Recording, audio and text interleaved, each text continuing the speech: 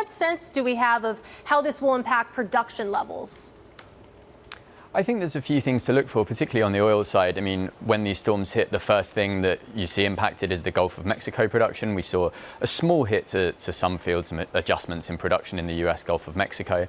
The next question, and the one that we're grappling with this morning, is a combination of things. The first will be the impact on refining and whether the storm has any sort of major impact on sites that are in Beryl's path. And then the second one will also be the impact on exports. Don't forget, over the last few years, the US has become the world's oil supplier of marginal resort, where on any given week, we're seeing 4 or 5 million barrels a day of crude exports, and US barrels now set global prices. So disruption there is the thing that's likely to potentially tighten global markets. And if we get disruption at refineries as well, then that's going to tighten fuel markets if it lasts over the long term. Alice, can you do just that? Talk through the exposure that different companies have, whether it's refineries or otherwise, throughout the region.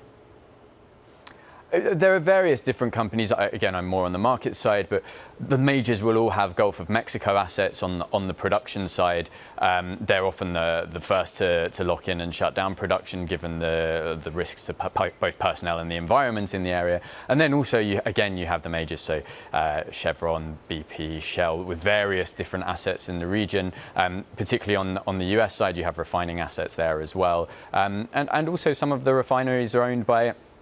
You have, for example, Motiva, a joint venture with Aramco. So yeah, you have a whole host of companies across the board. I mean, the thing to keep in mind as well is the US is just one part of many of these companies' footprints.